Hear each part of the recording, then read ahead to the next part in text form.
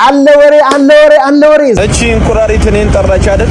ለማንኛውም እኔ ማለት ነው ይሄ ልጅ አይመጥነኝም ግን ለኢትዮጵያ ሕዝብ ብዬ ነው የሁለተኛው የኤምኤምኤ ጨዋታ በሴዶና በጆኒ ይካሄዳል። ለዚህም 5 ሚሊዮን ብር ኦፈር እንሰጣቸዋለን ማለት ነው። አሁንም እኮ ፈርተነው እንዲያባየው 5 ሚሊዮን ፈርተነው እንዲያባየው 5 ሚሊዮን አባቱኝ ምን አልኩት እኔ እናታችሁ 10 ሚሊዮኑን መስጡትና ግን ቀጥቅጡልን ታርጋችሁ።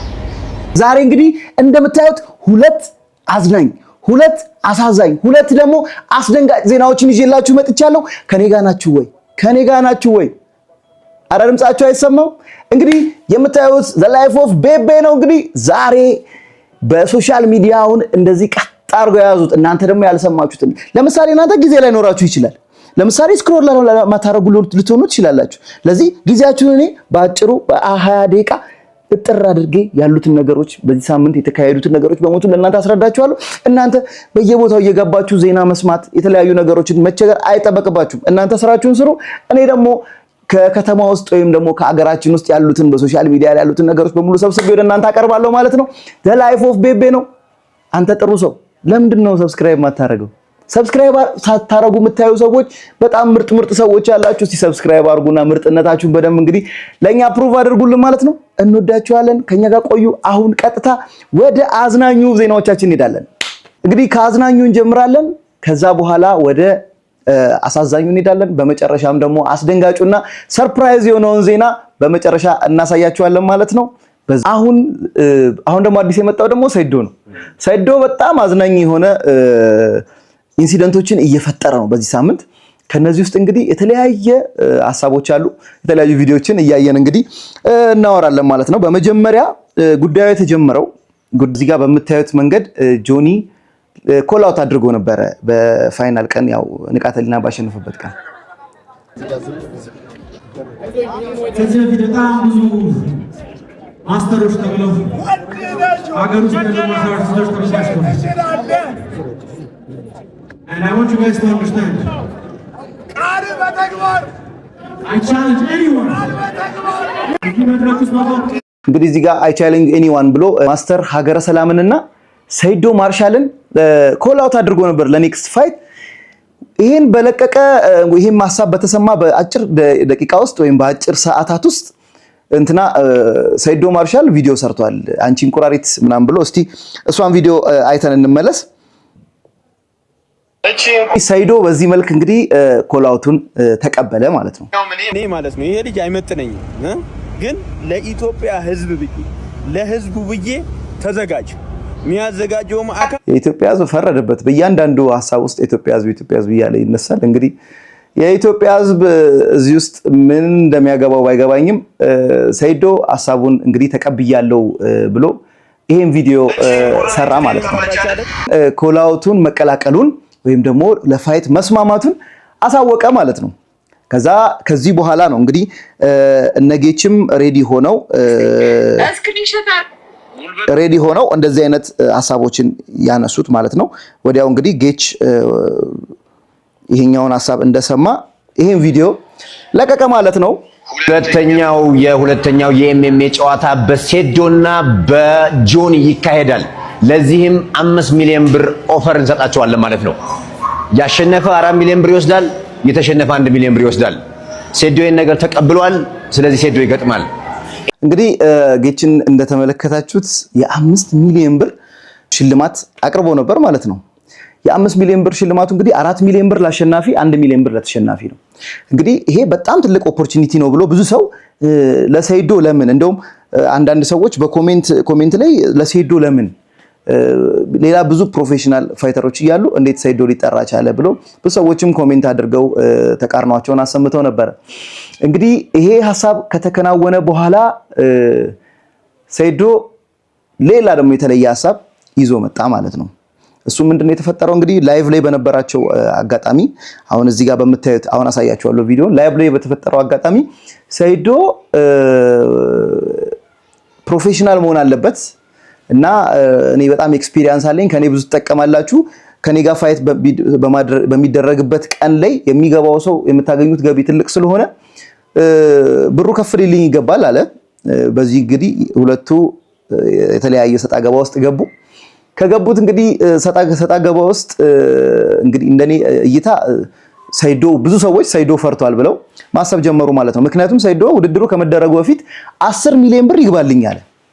10 ሚሊዮን ብር እንግዲህ በየትኛውም የውድድር ታሪክ 10 ሚሊዮን ብር ቀድሞ የገባለት ሰው የለም። ምክንያቱም ሰይዶን እንግዲህ እንደምናውቀው ሶሻል ሚዲያ ላይ የተለያዩ ሰዎችን ሲመታ፣ ሴቶችን ሲመታ፣ ከዛ ውጭ ደግሞ ብሎኬቶችን ሲሰብር እንትን ምንድነው ፖል ሲቀጠቅጥ ነው የምናውቀው እንጂ ምንም አይነት የፋይት ቪዲዮዎች እስካሁንም እንግዲህ በሱ አካውንት ፖስት የተደረጉ የለም እስካሁኑ እስከዚህ ሰዓት ድረስ ማለት ነው።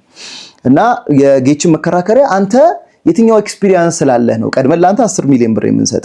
እሱ አይደለም ብሩን ራሱ የተወሰነ ከዚህ በላይ ከፍ አድርጎ ብትለን ሌላ ተወዳዳሪዎች በጣም ብዙ ተወዳዳሪዎች አሉ፣ እነሱን ተወዳዳሪዎች ነው የምናስገባው።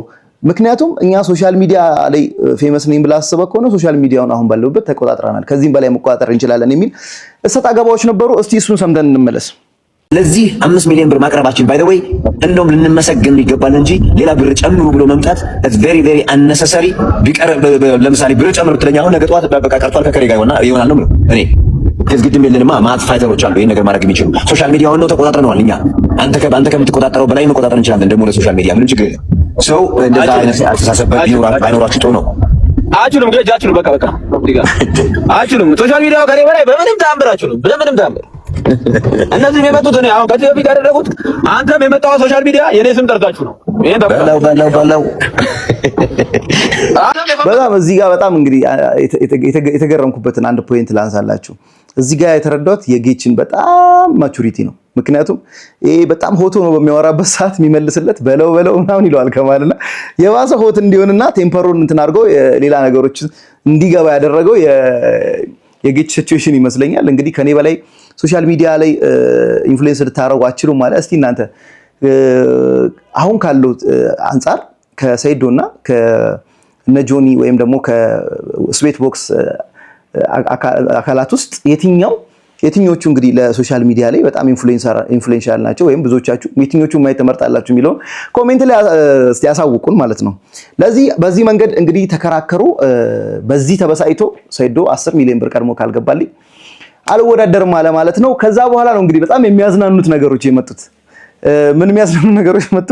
ከዛ በኋላ የተሰሩ በጣም ብዙ ቪዲዮዎች አሉና ከዛም በመቀጠል ሰይዶ ምን ብሎ ሰራ? እኔ ሙስሊም ስለሆንኩ ነውና ሙስሊም ስለሆንኩ አትወዳደርም አሉኝ ምናምን ሲል የሙስሊም ወንድሞቻችን ምን አይነት መልስ እንደመለሱለት እስቲ አንድ ሁለት ቪዲዮዎች ላሳያችሁ። ውድድሩን ለሌላ ሰው ሙስሊም ነው ሰይዶ ሙስሊም ነው ብላችሁ ለሌላ ሰው አሳልፋችሁ ልትሰጡ ስፖርት ውድድር ማርሻል አርት ከሃይማኖት ጋር ታገናኛላችሁ? ከሃይማኖት ከዘር ታገናኛለህ? እኔ እኮ ዋጋዬ ይኸውላችሁ 5 ሚሊዮን እኮ ለኔ ዋጋ ይኸውላችሁ። ተው ዜዶ እባክህ ፈርቻለሁ ማለት ትችላለህ። ፍየል ወዳቅ ዝምዝም ወዲህ አይነቱን ጭዌ ይቅርብ ብራዘር። የማይመስል ነገር ደግሞ ለድብድብ እንዴት ነው አንተ ብሔርና ሃይማኖት ይለያል ምናምን ብለህ የምታስበው? አንተ እንደምትሸነፍ እርግጠኛ ነህ። 1 ሚሊዮን ብሯ ታንሰኛለች ብለህ ነው። 1 ሚሊዮን ብር ደግሞ ለተሸናፊ በቂ ነው። እዛ ፖል እየደበደብክ አንዴ የምትውለው ተደብደበ 1 ሚሊዮን ብር ለኔ ማን አየብህ? ደግሞ ከአንድ ዙር በላይ ላታልፍ ትችላለህ አይደል? የማይመስል ከቤር ስንት አጀንዳ ያለበት ይሄን ደግሞ ይዘው ወደዚህ ተማሪ እንግዲህ ሙስሊም ወንድሞቻችን በእንደዚህ አይነት መንገድ ብዙዎቹ ሰርተውታል። እንግዲህ ለእናንተ ለማሳያነት ነው እቺኛውን ቆርጬ ያሳያችሁት። ከዛ በኋላ ደግሞ በቃ እንግዲህ እንደምታውቁት የሆነ ኢሹ ሲነሳ ሜመሮች ሰው ይሄ ኮሜዲ ኮንተንት የሚሰሩ ሰዎች እንግዲህ የተለያዩ አስቂ ነገሮችን ይሰራሉ። ከዛ ውስጥ እንግዲህ ካዝናኑኝ አንድ ሁለቱን ልጋብዛችሁ። በመጀመሪያ ልጅ ዳውድ የሰራው ነው ለህዝቡ ብዬ ማርሻል አርት ለማሳደግ ብዬ እኔ ተስማምቻለሁ። ለህዝቡ ብዬ ማለት ነው ተስማምቻለሁ። ተዘጋጃለሁ። ማፈርብሽ ፈርብ እኔ ገና ኡምራም ላረገ ከዛልሽ ማረገ ገና እኔ ቶበት አርገር እኔ ከፈጣሪ ጋር እንትን ማለት ነው። አስብልን ተባለ አስብልን ትራንስፈር አይቻልም። ፕሮፌሽናል ዲዛይነር ወረዳ አሰራር አይመችም። ትራንስፈር አይቻልም። 10 ሚሊዮን እኮ ነው አንተ አንድ ጊዜ ምክንያት ሲፈልግ ማለት ነው። ባለ ሪንጉ ሊቀየር ራሱ 15 ደቂቃ ነው የፈጀው። ይሄ ምን የሚያሳየው ፕሮፌሽናል አለመሆናችሁ። ስለዚህ አም ፕሮፌሽናል እንደዛ አሰራር አይመችም። ስለዚህ የምታደርግልኝ እንኳን አስፈልግ እና ኪሎ ታደርግልኝ እኔ ሲጀምር አረካርስ ይገባል አንተን ፈርተህ ነው አልጮህ እንቁራሪቱ አይደል በጣም ካዝናኑኝ ሌላኛው ቪዲዮ ደግሞ ይሄኛው ነው። እቺ እንቁራሪት እኔን ጠራች አይደል? በ5 ሰከንድ ውስጥ ጨርሳለሁ። ተዘጋጅ። ሂዶ ነው የሚያውቀው ለህዝቡ ብዬ ነው።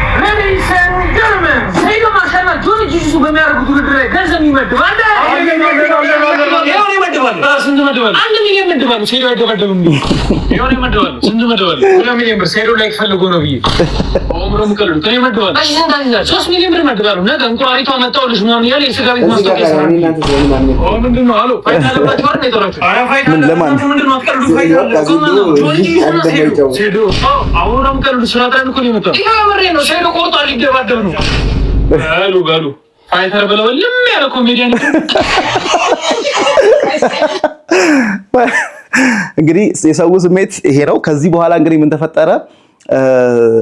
ሰይዶ አይ ቲንክ በውስጥም ሰዎች መከሩት መሰለኝ። እንግዲህ ኮላውቱን ተቀብያለሁ ብሎ መጣ ማለት ነው። ኮሜንት ደግሞ አንድ ቪዲዮ ደግሞ ሲላታችሁ 10 ሚሊዮን ስጡትና ግን ቀጥቅጡልን ታርጋችሁ ድጋሚ ቲክቶክ ላይ እንዳይመጣ ማለት ነው። በእናታችሁ ማለት አሁን 10 ሚሊዮን አታችሁ አይደለም ስላናደዳችሁ ነው እንጂ እኔ ገብቶኛል። በእናታችሁ እንግዲህ ሰው በዚህ አይነት መንገድ ሪያክት አድርጓል። በመጨረሻም አሁን እስከደረስንበት ሰዓት የደረሰው ለእናንተ ለማሳወቅ ያህል ምን አይነት እንትኖች ጀመሩ። ጆኒ ጉልበትን እሰብረዋለሁ ብሎ ምሏል። እንግዲህ የሰይዶ መልስ ደግሞ ይሄ ነው። እሰብረዋለሁ ነው ያለው። እቺ በቀሉ ጉልበት የኔን ጉልበት አሁንም ለኢትዮጵያ ሕዝብ ነግራችሁ መጨረሻው በጉልበቴ ነው፣ በቀኝ ጉልበቴ ተዘጋጅ። አንተ የኔን ጉልበት ለመስበር ተዘጋጅ። እኔ ደግሞ በጉልበቴ በ3 ሰከንድ አድዋ ወይም የሚዘጋጅበት ቦታ ደምህን አፈሰዋለሁ። ለቤተሰቦችህ ካሁኑ የቀብር ስነ ስርዓት እንዲያደርጉ የቀብር ሳጥን እንዲገዙ ምናምን ነገራቸው። እሺ በቀሉ ኑዛዜ ምናምን ምን አለ አንተ ግን ምቅቤ ነው ያለ ፀጉር የምትቀባበት በቀሉ። እንግዲህ ቢፉ ጀምሯል ማለት ነው። እንግዲህ ከዚህ በኋላ ይቀጥላሉ። ሰይዶ የሚወዳደር ይመስላል። ሰይዶ በዚህ አይነት ትንሽ አሁን ወደ መስማማቱ ስለገቡ የሚወዳደር ይመስለኛል። እንግዲህ የኔን እንግዲህ ሐሳብ ለእናንተ ልንገራችሁ። ሰይዶ ይወዳደራል ብዬ አስባለሁ። ምክንያቱም አሁን ነገሮች ትንሽ ከራውበታል። ብዙ ሰዎች ፊታቸውን እያዞሩበት ነው። ሁሉም ሰው እሱ ላይ ጀጅ እያደረገ ስለሆነ ባይወዳደር ከሚያጣው ተወዳድሮ ተሸንፎ የሚያገኘው ነገር የሚበልጥ ይመስለኛልና ከዚህ በኋላ ይወዳደራል ብዬ አስባለሁ። በውድድሩ ማን ያሸንፋል የሚለውን ሐሳባችሁን እስቲ ኮሜንት ላይ አስቀምጡልን። አሁን እንግዲህ ቀጥታ ወደ ቀጣዩ ወሬያችን ነው የምንሄደው። እንግዲህ ቀጣዩ ወሬያችን አሁን አዝናኙን እንግዲህ አውርተናል። እንግዲህ ቀጣዩ ወሬያችን የሚሆነው ደግሞ አንድ ታዋቂ አርቲስት በፍርድ ቤት እንግዲህ ንብረቷ ታግዷል። ማነች የሚለውን ነገር እንግዲህ አብረን የምናይ ይሆናል። እስቲ ይሄን ቪዲዮ እኒና ከዛ በኋላ ማንነቷን እንግዲህ ሁላችሁም ኖቲስ ታደርጋላችሁ ብዬ አስባለሁ። እስቲ እቺን ዜና እንስማ።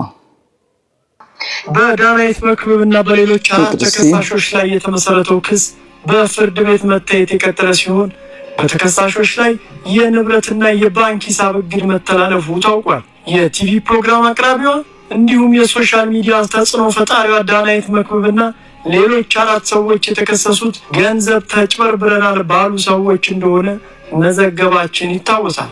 ቁጥራቸው 13 የሆኑት እነዚህ ከሳሾች ያቀረቡት ክስ ግለሰቦች ወደ ውጭ ሀገር እንካቸዋለን ብለው ከእያንዳንዳችን 437,000 ብር የተቀበሉን ቢሆንም ሳይልኩን ቀርተዋል የሚል እንደሆነ በክስ ዝርዝሩ ላይ ተጠቅሷል። ይህን የክስ ሂደት ተከትሎ ዳናይት መክብብን ጨምሮ የሁሉም ተከሳሾች የሚንቀሳቀሱና የማይንቀሳቀሱ ንብረቶች እንዲሁም የባንክ ሂሳብ እግድ እንደተሰጠ አውቀናል። የቦሌ መጀመሪያ ደረጃ ፍርድ ቤት 4ኛ ፍትሐብሔር ችሎት ትዕዛዝን ተከትሎ የአዲስ አበባ አሽከርካሪና ተሽከርካሪ ፍቃድ ቁጥጥር ባለስልጣን በአንደኛዋ ተከሳሽ ቤተልሔም ታደሰ ኢማም ስም የተመዘገበና በኮልፌ ቀራኒዮ ቅርንጫፍ መስሪያ ቤት የተመዘገበ አውቶሞቢል እንዲሁም በዳናይት መክብብ ጥበቡ ስም ያለ በልደታ ክፍለ ከተማ የሚገኝ አውቶሞቢል እንደታገደ ጉዳዩን ለሚመለከተው ፍርድ ቤት ከተላከው ሰነድ ላይ ተመልክተናል። ከዚህ እንግዲህ እንደምታዩት ዳናይት መክብብ በእንግዲህ ውጭ ሀገር ሰዎችን በመላክ ኬዝ አይ ቲንክ ማስታወቂያ ሰርታ ይሁን እንግዲህ ግልጽ አይደለም ዜናው ማስታወቂያ በመስራት ይሁን ወይም ደግሞ ዳይሬክትሊ እዚህ ጉዳይ ላይ ተሳትፋም ይሁን ብቻ በዚህ ምክንያት የባንክ ሂሳቧ እንዳለ ታግዷል የሷም የቤተሰቦቿም ከዛ ደግሞ መኪኖቿም ንብረቶቹም እንዳይንቀሳቀሱ እግድ በፍርድ ቤት ወጥቶባቸዋል ማለት ነው እንግዲህ እውነታው ምንድነው የሚለው ነገር ከሷ ሳይድ ያለው ነገር ስንሰማ ነው የምናውቀው እንደዚህ አይነት ነገሮች እንግዲህ እንደምታዩት በጣም እየበረከቱ ነው በቅርብ ጊዜ እንግዲህ በፊንቴክ ምክንያት የተለያዩ አርቲስቶቻችን እንደዚህ አይነት ነገር ውስጥ መግባታቸው ሁላችንም የምናውቀው እውነት ነው አሁን ደግሞ ወደዚህ አይነት እንትን ውስጥ እንግዲህ ዳናይት ደግሞ በሌላ አይነት ሳይድ ገብታለች ከዛም ውጭ ሌላ ድርጅቶች ስማቸው በእንደዚህ አይነት ኬዝ እየተነሳ ነውና እንግዲህ ጥንቃቄ እንድታደርጉ እንግዲህ እኔ እንደመልእክት ማደርገው ገንዘባችሁን ከማውጣታችሁ በፊት የምታወጡት ገንዘብ እድሜ ልካችሁን የለፋችሁበትን ገንዘብ ከማውጣታችሁ በፊት የተለያዩ አይነት ማጣራቶችን የተለያዩ አይነት ጥያቄዎችን የተለያዩ አይነት ማስረጃዎችን አሁን ችግሩ እንትን የሚሉትም ሰዎች የተጨበረበሩትም ሰዎች እንግዲህ ትክክለኛ የመንግስት ማስረጃ ስላላቸው እንግዲህ ይሄ ነገር ሊሆን ይችላል የሚሉበትን በጣም በብዙ አይነት መንገድ አረጋግጣችሁ ገንዘባችሁን እንድታወጡ በዚህ አጋጣሚ እንትላለው እንግዲህ ሐሳቤን ለእናንተ አስተላልፋለሁ ማለት ነው በቀጣይ እንግዲህ በጣም የሚያሳዝን ነገር ተፈጥሯል ሳውዝ አፍሪካ ውስጥ እንግዲህ በጠራራ ፀሐይ የኢትዮጵያ ዜጎች በሽጉጥ እንግዲህ የተገደሉ ነው አሁን ቁጥራቸው 5 ደርሷል አንዱ እንደውም እንግዲህ አሁን በዚህ ለማሳየት በጣም የሚቀፍ ነው የገበያ ማዕከል ውስጥ ነው እንግዲህ በሽጉጥ በሰዎች ፊት ገሎት ማን እንደገደለው እስካሁን ድረስ ማንነቱ አልታወቀም ማለት ነውና ምን አይነት ነገሮች አሁን እየተከናወኑ እንደሆነ ራሳችሁን እንድትጠብቁ በተለይ ሳውዝ አፍሪካ ያላችሁ ወይም በተለያዩ የሰው ሀገራት ላይ ያላችሁት ዜጎቻችን በተቻለ መጠን ራሳችሁን መጠበቅ እንግዲህ ጸሎት ማድረግ ነው አንዱ እንትን መፍትሄ ብዬ የማስበው ይሄ ትንሽ አሳዛኝ ነገር ነው እንግዲህ እነዚህ እንትኖች ከዚህ በፊት ይታወቃል እንግዲህ ሳውዝ አፍሪካ በተደጋጋሚ በተለያዩ ከዚህ በፊት በነበሩ አመታት ላይ የተለያዩ ጥቃቶች በውጭ ሀገር ዜጎች ላይ በተለይ ደግሞ በአፍሪካኖች ላይ እዛ ሀገር ላይ ሄደው ገንዘብ ሀብት ባካበቱ አፍሪካኖች ላይ የተለያየ አይነት ጥቃት ሲደረግ የመጀመሪያው አይደለም ከዚህ በፊት እንደውም እንደ ይሄ በግሩፕ ጥቃት ሲደረግ እንደነበረም እናስታውሳለን የዛሬ 2-3 አመት አሁንም እንግዲህ ይቀጥላል ምንድነው ሐሳባቸው እንግዲህ እኛ በሀገራችን መስራት አልቻልንም ሌላ ሰዎች ደግሞ ሀገራችን ላይ መተው ገንዘብ እየሰሩ ነው የሚል አይነት ሐሳቤን ያላቸው ይሄ ደግሞ በጣም እንግዲህ አደገኛና ከባድ ነው ምክንያቱም ሰው ችግሩን ወይም ደግሞ ያለበትን ስንፍና ወይም ደግሞ አለመቻል ወደ ራሱ ከማምጣት አልፎ እነዛ ሰዎች እዚህ ሀገር ስለመጡ ነው እኛ ደሃ የሆኑ ነው የሚሉ ሐሳቦችን ማምጣት ትንሽ እንግዲህ የካይምሮ በሽታ ጋር የተያያዘ ነውና ስሙም እንግዲህ አይምሮ መቃወስ ገጥሟቸዋል ተብሎ እየተወራ ነው እንግዲህ ነፍሳቸውን ይማር ለቤተሰቦቻቸውም እንግዲህ መጽናናትን እንመኛለን እዛ ያላችሁ ማህበረሰቦች ደግሞ እንድትጠነቀቁና ጥንቃቄ እንድታደርጉ የጥንቃቄ መልእክታችንን እንግዲህ ለእናንተ እናስተላልፋለን ማለት ነው እንግዲህ አሁን በመጨረሻ የሚቀረን በጣም አንድ አስደንጋጭ ዜና አለ ሶሻል ሚዲያ ላይ ያላችሁ ሰዎች በጣም እንግዲህ መጠንቀቅ ይኖርባችኋል ብዬ አስባለሁ ማለት ምንድነው ማለት አንድ በጣም ታዋቂ ቲክቶከር እንግዲህ ከ800,000 ብር ላይ ፎሎወር ያላት በፌስቡክ ላይ ከ200,000 በላይ ፎሎወር ያላት ቲክቶከር ራሷን አጥፍታለች እና እንግዲህ ራሷን ያጠፋችበት መንገድ ዜናው እንግዲህ በዚህ መንገድ ነው እስቲ ስሙትና ስለሱም ትንሽ ዲስከስ እናደርጋለን እጅግ አሳዛኝ የሆነ ዜና ነው ነፍስ ይማርልን ለሰዎች የምንሰጣቸው እያንዳንዱ አስተያየቶች ኮሜንቶች እንዲሁም በውስጥ በኩል የምናስተላልፋቸው መልእክቶች በሰዎች ህይወት ላይ ምን ያክል ተጽዕኖ እንደሚያመጣ አናውቅም እባካችሁ ተጠንቅቁ ማለት ፈልጋለሁ እቺ ከጀርባ የምትመለከቷት ቲክቶከርም ቦዲ ትባላለች በቲክቶክም ከ800,000 በላይ ተከታይ ያላት እንዲሁም ደግሞ የራሷን ቢዝነስ የምትሰራና በማህበራዊ ትስስር ገጿ በሆነው በቲክቶክም ስራዎቿን በማስተዋወቅ እንዲሁም የተለያዩ ነገሮችን በመስራት ትታወቃለች ይህች የምትመለከቷት ቲክቶከር እንግዲህ ከሰዎች በሚሰጣት መጥፎ አስተያየት ኮሜንት እንዲሁም ደግሞ በውስጥ በኩል በሚላክላት መልእክት ምክንያቱም እንግዲህ እጅግ በጣም ተማራ በምትመለከቱት መልኩ ይሄን የምትመለከቱትን ቪዲዮ በመስራት የስንብት ቪዲዮ ማለት ነው እንዲሁም ደግሞ የይቅርታና ራሷን ለማጥፋት እየተዘጋጀች እንደተመለከታችሁት ምክንያቷ የሆነው እንግዲህ ኮሜንት ነው ኔጌቲቭ ኮሜንት ነው የሚል ሐሳብ ነው እንግዲህ የተነሳው አሁን ባለው እንግዲህ ከሰማነው ዜና አንፃር ነው የምናወራው ዲቴል ልጅቷ ምን አጋጥሟት ነው ምን አይነት ሁኔታ ውስጥ ብትሆን እንደዚህ አይነት ውሳኔ ወሰነች የሚለው እንግዲህ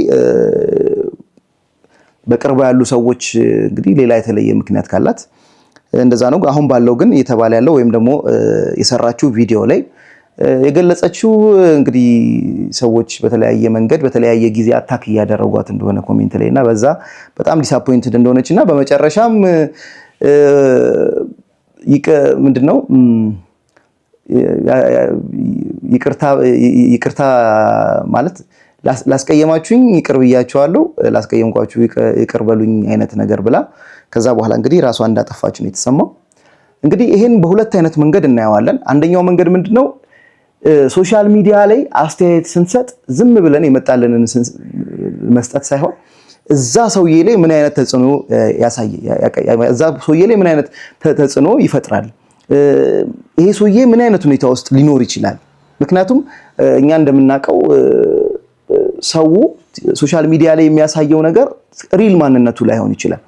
በትክክለኛ ህይወት ውስጥ እንግዲህ የተለያዩ ችግሮች ሊኖሩበት ይችላሉና እኛ ኔጌቲቭ ኮሜንቶችን በሰጠን ቁጥር እነዚህ ኔጌቲቭ ኮሜንቶች እንግዲህ ያን ሰውዬ እንደዚህ አይነት ውሳኔዎች ሊያስወስኑት የሚችሉበት በጣም ሰፊ ሁኔታዎች አሉ ማለት ነው። ለዚህ እንግዲህ በዚህ ምክንያት ነው ራሷን ያጠፋችው ይላል። በሌላው መንገድ ደግሞ እንግዲህ ሌላኛው ሐሳቤ ደግሞ ሌላ መልከታዬ ደግሞ እንግዲህ ቲክቶከሮች ወይም ደግሞ ሶሻል ሚዲያ ኢንፍሉዌንሰሮች አንድ ነገር ማወቅ አለባቸው ብዬ አስባለሁ። ሶሻል ሚዲያ ላይ እስከመጡ ድረስ ራሳቸውን ለማህበረሰቡ እስካጋለጡ ድረስ ማህበረሰቡ የተለያየ አይነት ሳይድ አለው።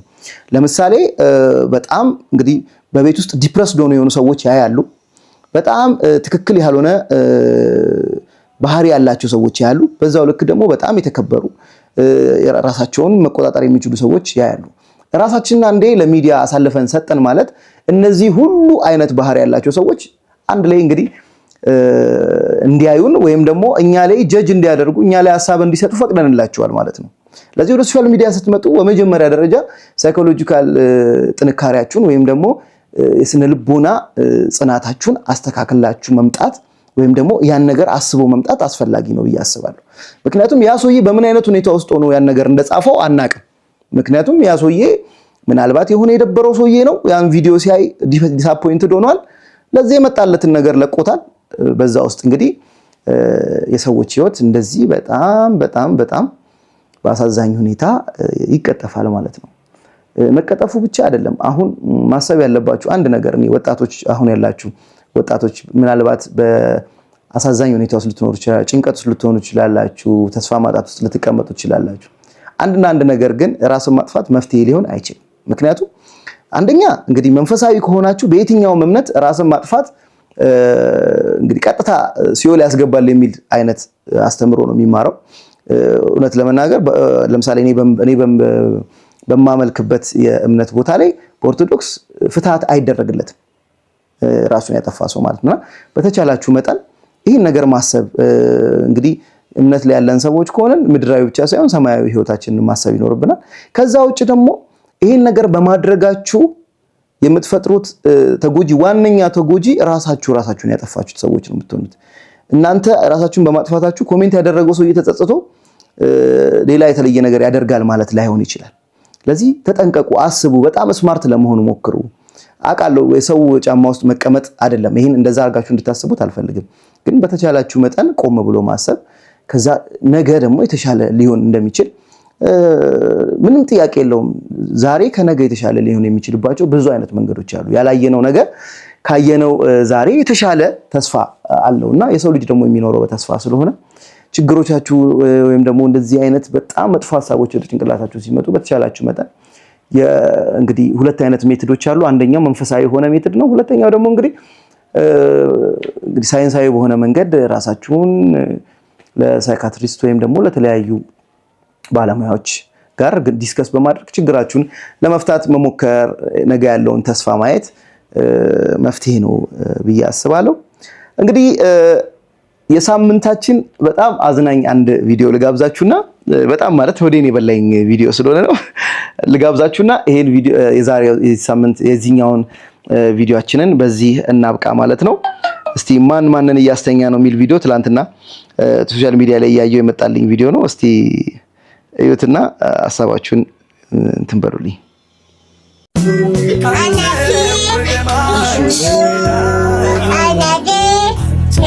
I